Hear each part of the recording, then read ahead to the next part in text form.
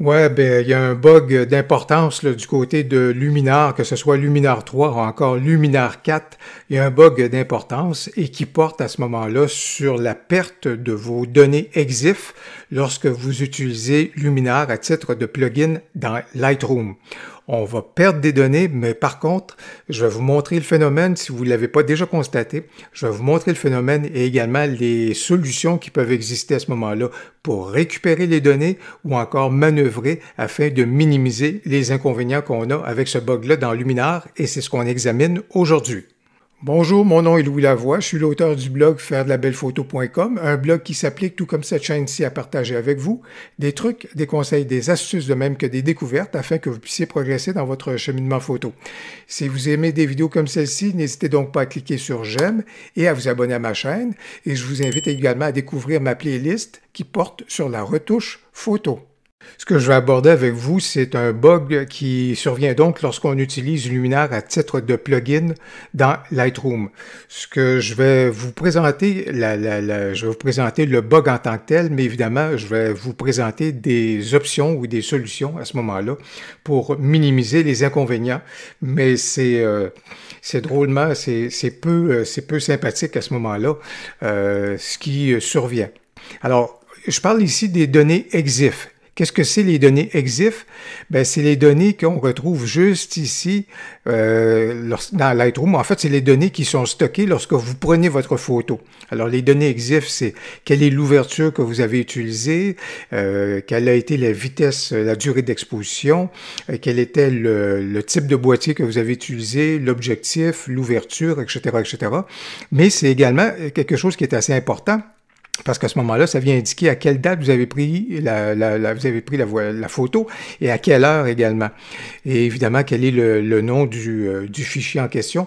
Et c'est important parce que dans la bibliothèque donc de Lightroom, ben, l'ordre qui est là dépend de plusieurs phénomènes, y compris donc à ce moment-là la date et l'heure de prise de photo, de même évidemment que le nom du fichier. L'ordre dans votre bibliothèque est déterminé par ces éléments-là, si vous le souhaitez ainsi. Alors, qu'est-ce qui se passe ou en fait, je vais vous montrer le bug en question.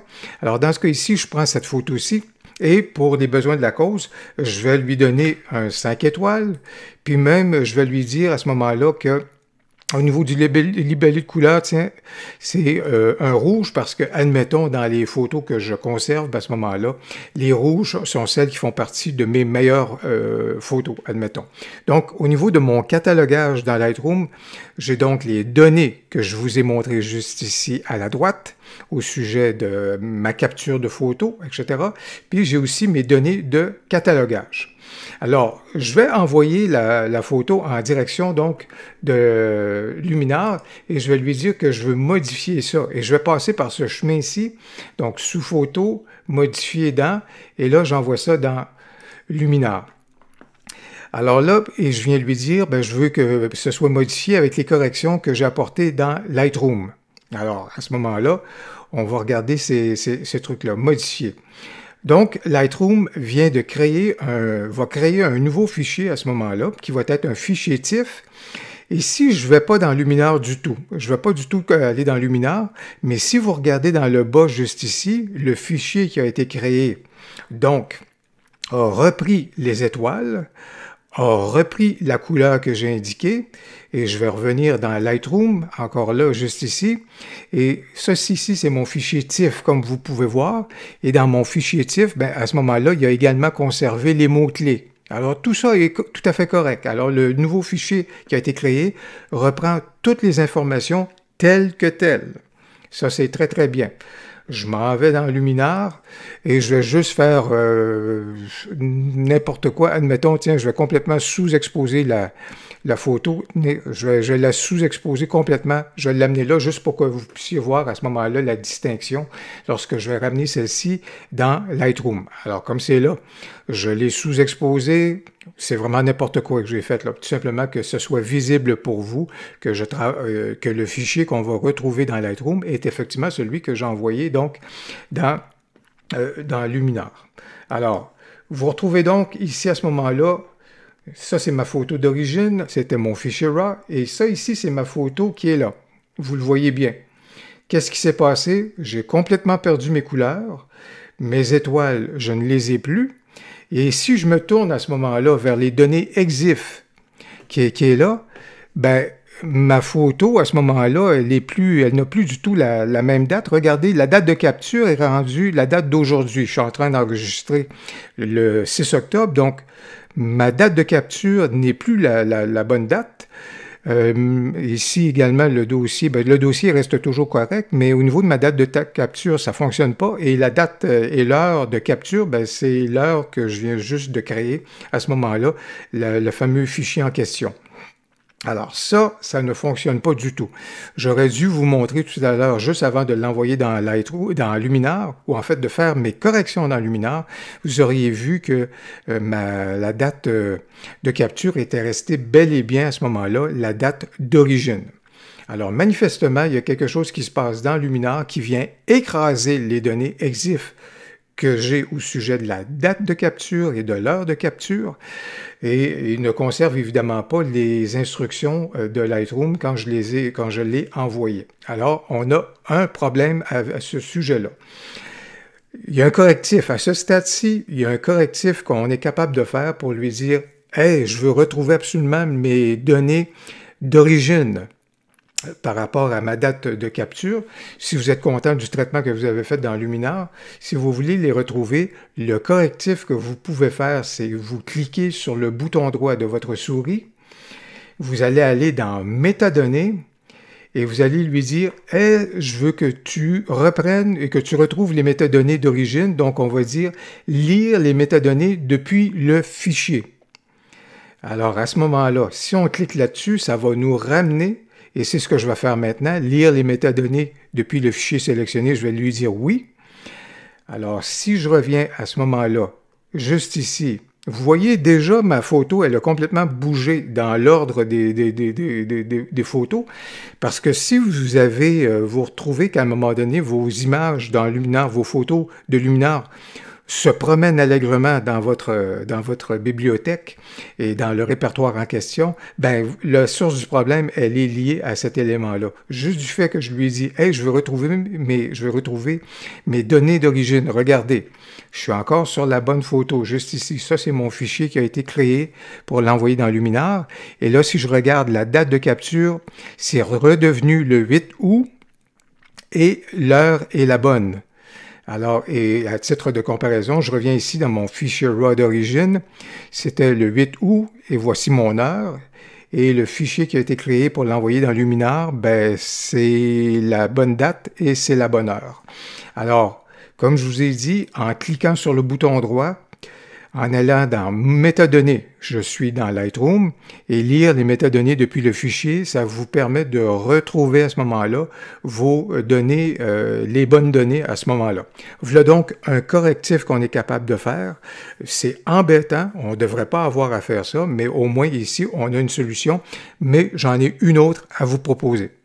Une des hypothèses à titre de solution, c'est de peut-être passer par le chemin suivant. Encore une fois, j'ai détruit la photo là, que j'avais créée précédemment, donc je suis revenu avec mon fichier RAW et je veux donc envoyer celui-ci vers Luminar. Je vais passer plutôt par ici, Fichier, Module externe, Extra. Et puisque ça peut agir à titre de plugin, mais dans ce cas ici, c'est pas tellement que là ici, ça agit pas nécessairement à titre de plugin, c'est vraiment le fait que ça va agir à titre d'éditeur externe. Alors là, je vais lui demander donc de basculer vers Luminar 4. Ça envoie tout simplement à ce moment-là l'information en direction de Luminar 4.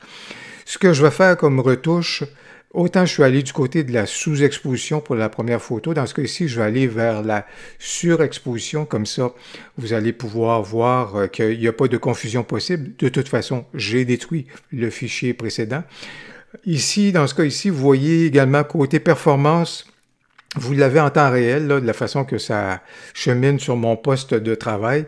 C'est sûr que je suis en train de tourner une vidéo en même temps, donc ça ne vient pas aider à la performance, mais il n'empêche que vous pouvez voir que j'ai aussi des problèmes parfois de lenteur. Mon exposition, là, elle est donc bien exagérée. Je vais appliquer ce changement-là. Je suis donc en train de créer un fichier TIFF avec Luminar, c'est C'est le choix du fichier que je privilégie lorsque je fais de l'exportation en externe. Et là, si je regarde, comme c'est là, le fichier, lui, ne revient pas automatiquement dans Lightroom à ce moment-là, parce que je n'ai pas procédé comme si c'était un plugin. Il va falloir que j'aille le chercher à ce moment-là. Bibliothèque, synchroniser le dossier. J'ai un fichier qui est venu aller dans le dossier, mais qui ne s'est pas synchronisé avec la bibliothèque. Je vais donc lui demander d'importer ce fichier-là. Ce que je vais faire rapidement, je ne lui donnerai pas de mots-clés, etc. Je vais le faire. Alors, évidemment, malheureusement, quand on procède de cette façon-là, les mots-clés ne suivent pas, les étoiles ne suivent pas, la couleur, si on a donné de la couleur à notre photo ou un code de couleur à notre photo, ça ne suit pas. Par contre, à tout le moins, au moins à ce moment-là, le fichier qui a été créé a conservé à ce moment-là les données EXIF. Ici, je suis le 8 août, l'heure est la bonne. Et à ce moment-là, si jamais je reviens donc dans ma bibliothèque, et je lui dis, oui, je veux afficher le tout dans ma bibliothèque, ben, si je regarde mon fichier, il est... Ici, ça c'est mon fichier RAW d'origine. Ici, c'est mon fichier donc qui a été créé. Au moins, l'ordre est respecté. Au moins, c'est revenu dans la séquence qui est tout à fait correcte. Mais comme je vous disais à ce moment-là, dans les données de catalogage, ça n'a pas résisté donc au transfert. Et bien entendu, mes mots-clés seraient donc à ressaisir de ce côté-là. Donc ça, c'est une solution possible, mais j'en ai une deuxième encore meilleure. La meilleure solution nous provient de quelqu'un qui a commenté une vidéo précédente et je le remercie beaucoup. Il s'agit d'une personne qui se surnomme Psychotique, mais une solution extrêmement pertinente au défi donc du bug de Luminar. À ce moment-là, je reviens donc vers ma copie en format RAW. Et ce que je vais faire grâce à une fonction qu'on retrouve dans Lightroom, donc de pouvoir créer une copie virtuelle. Alors, c'est ce qu'on va faire maintenant. Je vais donc créer une copie virtuelle. La copie virtuelle se retrouve juste ici. La copie virtuelle a conservé toutes les données de catalogage, le code de couleur, les étoiles. Elle a conservé également, évidemment, les mots-clés. Et cette copie virtuelle-là, à ce moment-là, je m'en sers pour l'envoyer en direction de Luminar et ce, à titre de plugin. Je reviens donc avec cette méthode-là. Je l'envoie donc vers Luminar, modifié avec une copie avec les corrections de Lightroom. Et là, dans ce cas ici, ce que je vais faire, compte tenu que dans la version précédente, j'ai surexposé la photo, alors dans ce cas ici, je vais donc me tourner et donc, à ce moment-là, sous-exposer cette photo-là pour être certain qu'il n'y aura pas de confusion. Alors, j'achemine le tout. On va laisser Luminar procéder. On va laisser la performance de l'ordinateur opérer. Dans le contexte, évidemment, actuellement, où est-ce qu'on s'en retrouve avec où est-ce qu'on se retrouve avec les développements donc, de Luminar? Je sous-expose. Donc, cette version-ci, ça c'est correct. Je l'applique. On va renvoyer tout ça dans Lightroom. On sait que puisque ça a été on a envoyé le tout vers Luminar à titre de plugin, ça va se retrouver dans notre bibliothèque de façon plus automatique. La voici justement, elle est revenue. Je clique dessus et les données EXIF qui apparaissent ici sont donc celles qui sont propres à cette photo-ci, donc qui est celle qui arrive de Luminar. Et qu'est-ce que j'y vois? Date de capture, le 8 août, c'est parfait. L'heure de capture, c'est parfait. Et quand je regarde juste ici, les mots-clés, ça a résisté. Alors, en passant par le truchement de créer une copie virtuelle et de l'envoyer dans Luminar, à ce moment-là, on réussit finalement à conserver nos données de catalogage et nos données EXIF. C'est malheureux d'avoir à faire tous ces tours de passe-passe-là pour essayer d'en arriver à quelque chose qui devrait être tout à fait fluide, transparent, sans complications, mais au moins une solution existe grâce à la copie virtuelle dans Lightroom. J'espère que la vidéo vous sera utile. Si c'est le cas, n'hésitez donc pas à cliquer sur j'aime et n'hésitez surtout pas à commenter si vous avez une autre astuce que vous utilisez justement pour essayer de résoudre ce bug-là de Luminar. J'ai bien hâte de vous lire. Au plaisir, à la prochaine.